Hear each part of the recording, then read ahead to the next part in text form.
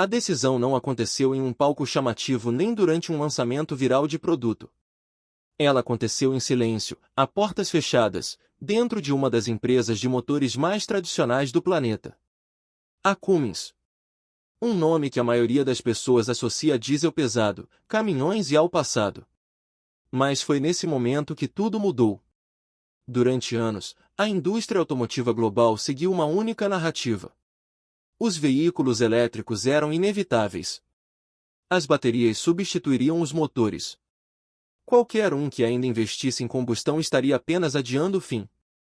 Governos criaram políticas em torno disso. Investidores apostaram trilhões nisso. E empresas como a Tesla se tornaram símbolos de um futuro imparável. Então a Cummins fez um movimento que pegou quase todo mundo de surpresa. Em vez de se render à narrativa do futuro exclusivamente elétrico, a Cummins dobrou a aposta em algo que muitos acreditavam já estar morto. Um motor de combustão interna. Mas não aquele que você está imaginando. Não máquinas barulhentas, cheias de fumaça e sedentas por combustível do passado. Isso era diferente. Mais limpo. Modular. Projetado para sobreviver em um mundo que supostamente rejeitaria completamente os motores. O que tornou essa decisão perigosa não foi apenas a tecnologia. Foi o timing. Exatamente no momento em que o crescimento das vendas de veículos elétricos começou a desacelerar, quando a infraestrutura de recarga lutava para acompanhar a demanda e quando os governos começaram silenciosamente a flexibilizar prazos, a Cummins avançou com um futuro alternativo. Um futuro em que os motores não desaparecem. Eles evoluem. A empresa revelou uma nova plataforma de motor limpo capaz de funcionar com vários combustíveis: hidrogênio, gás natural, biocombustíveis, até mesmo combustíveis sintéticos futuros que ainda não existem em escala. O mesmo bloco de motor.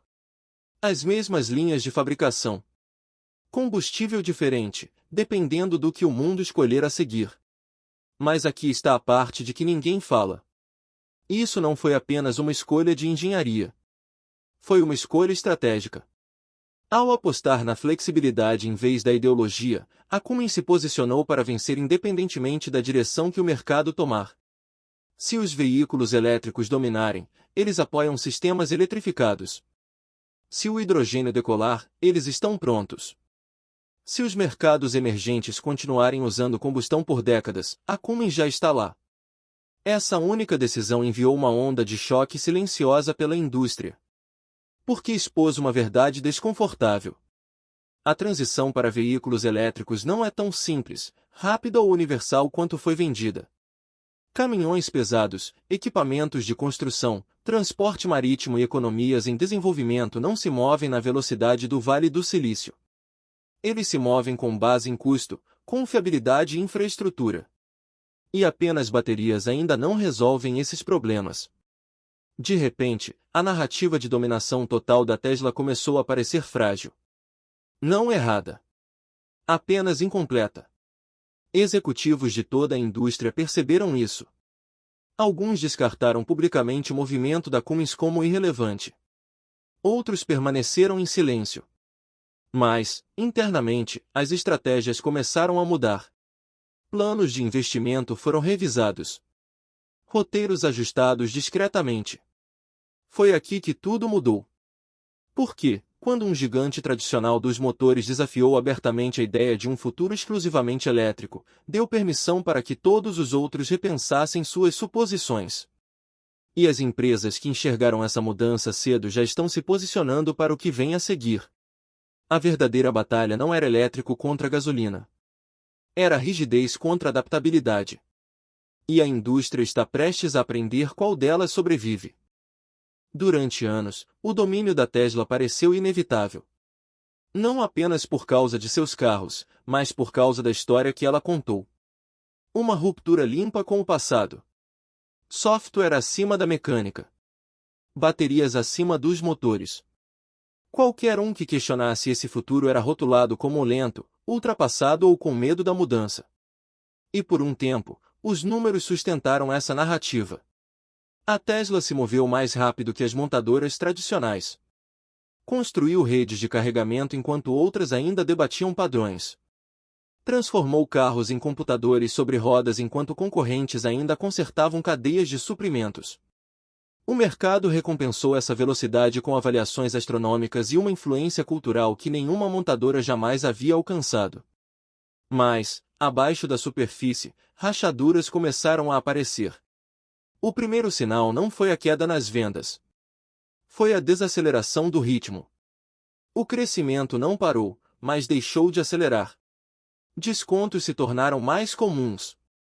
Estoques começaram a ficar parados por mais tempo. E, de repente, a conversa mudou de demanda ilimitada para demanda sensível. Aqui está a parte de que ninguém fala. A maior vantagem da Tesla também se tornou seu maior risco. Compromisso total com um único caminho. Baterias. Lítio. Infraestrutura de recarga. Um futuro em que a eletricidade é barata, as redes são estáveis e os carregadores estão em todos os lugares.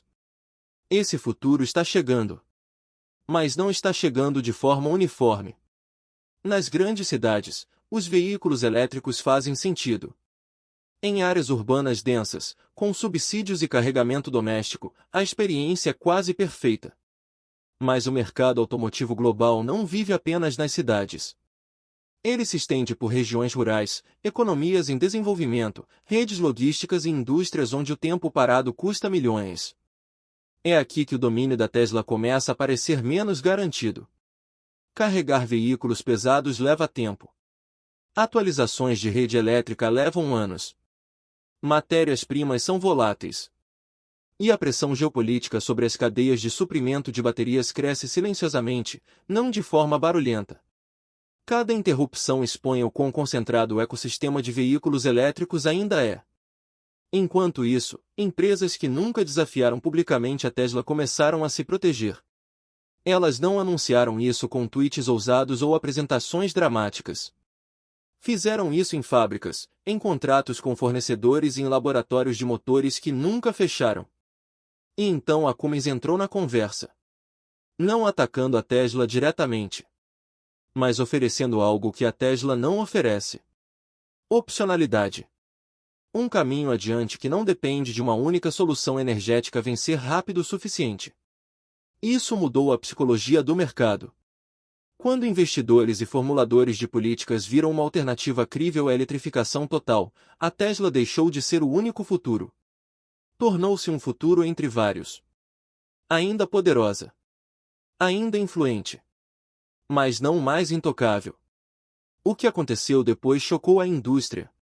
Outras montadoras começaram a desacelerar suas promessas exclusivamente elétricas. Prazos foram suavizados. A linguagem mudou de somente elétrico para a transição de múltiplos caminhos. E, de repente, a certeza que cercava a Tesla começou a se dissolver. Não porque a Tesla falhou, mas porque o mundo se mostrou mais complicado do que a história permitia. E enquanto a Tesla continua avançando a toda velocidade, outras estão se preparando para um futuro em que flexibilidade importa mais do que pureza. É aí que a verdadeira competição está se formando. Enquanto a Tesla aperfeiçoava baterias e software, algo mais silencioso acontecia pela Ásia. Nenhuma declaração ousada.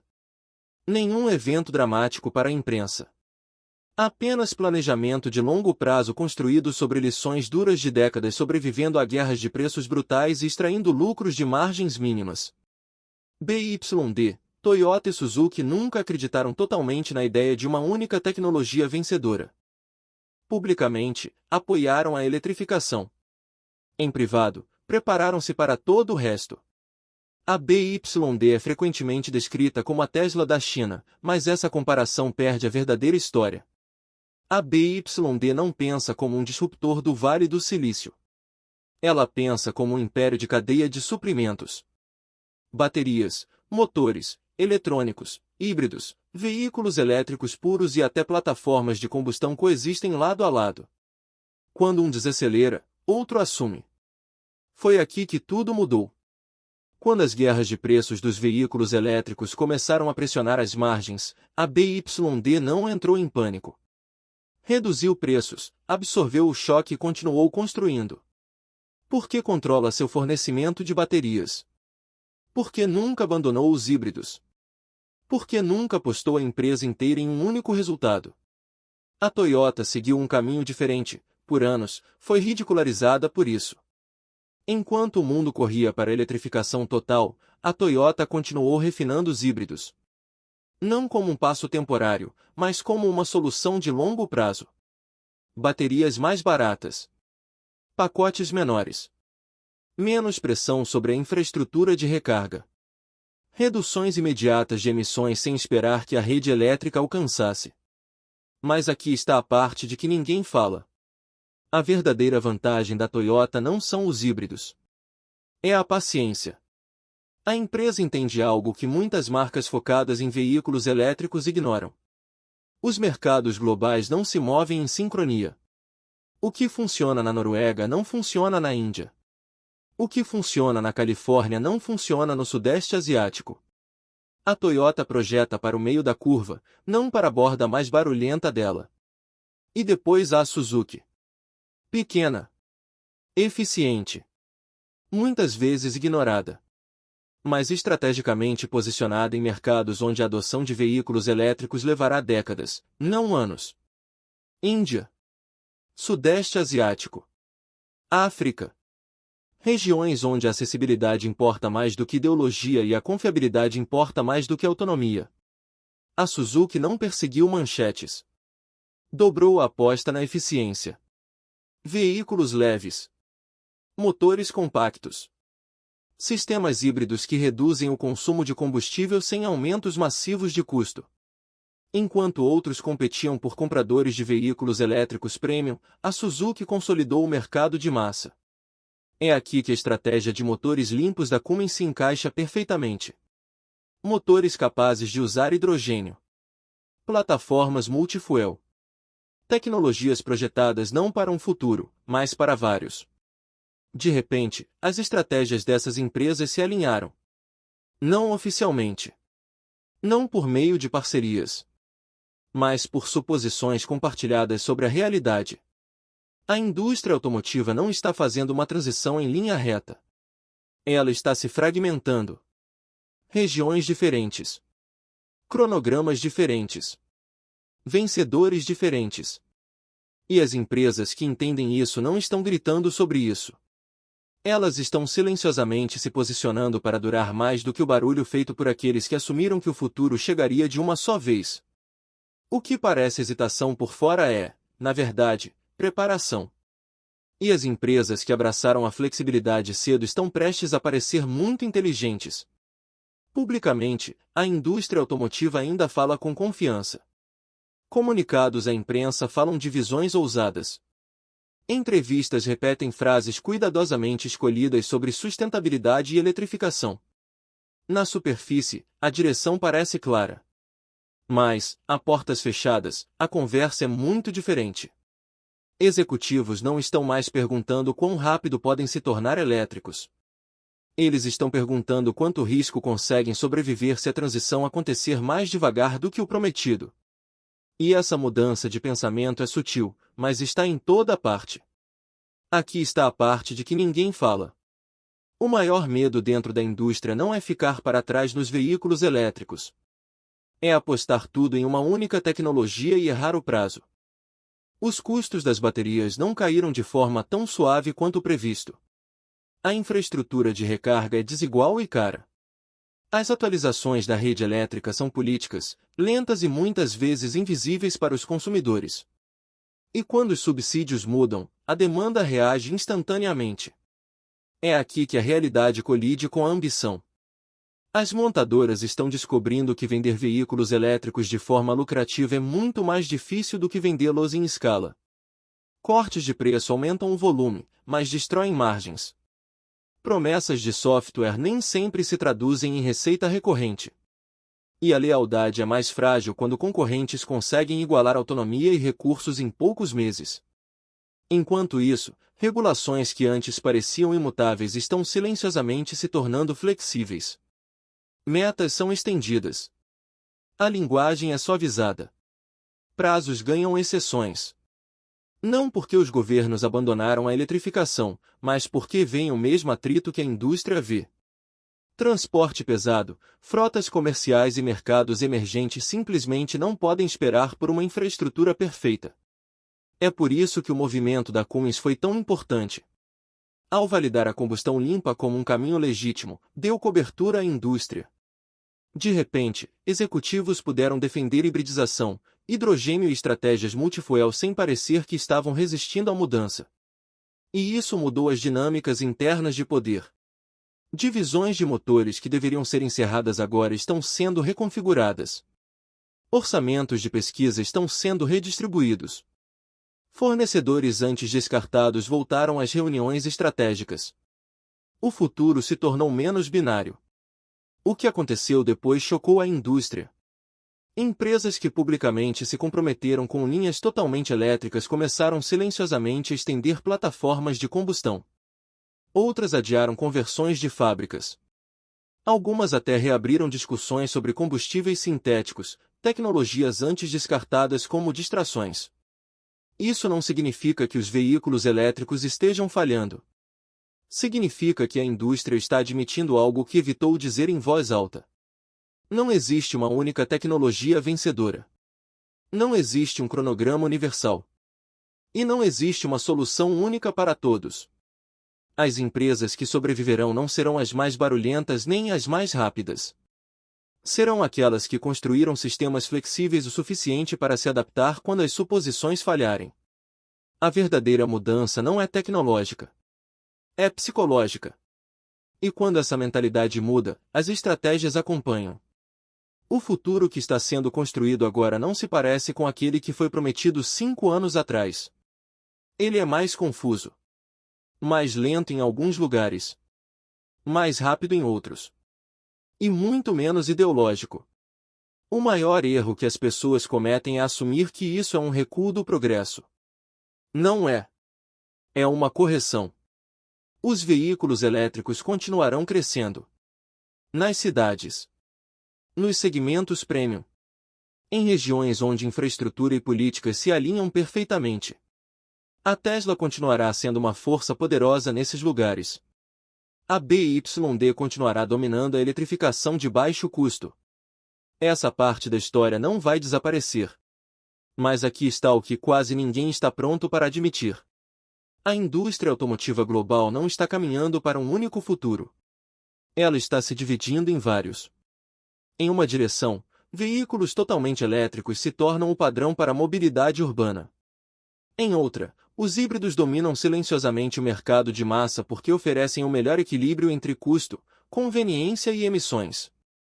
E, ao lado deles, motores limpos movidos a hidrogênio, biocombustíveis e combustíveis sintéticos mantêm o transporte pesado e as economias em desenvolvimento em movimento. É aqui que a decisão da Cummins parece menos um ato de desafio e mais uma demonstração de visão. Ao projetar motores que não se importam com qual combustível vence, a Cummins não está apostando contra os veículos elétricos. Está apostando contra a certeza. E essa pode ser a aposta mais inteligente da sala. A Toyota entende isso. A Suzuki depende disso. A BYD se beneficia disso. Até a Tesla, queira admitir ou não, acabará tendo que responder a um mundo que não se move em linhas retas. O que hoje parece disrupção amanhã parecerá diversificação. Os vencedores não serão as empresas que previram o futuro perfeitamente. Serão aquelas que sobreviveram por estarem erradas em partes dele. É aqui que tudo realmente muda. A indústria para de perseguir uma única narrativa e começa a construir opcionalidade em tudo. Plataformas. Cadeias de suprimento. Sistemas de propulsão. Até a comunicação pública.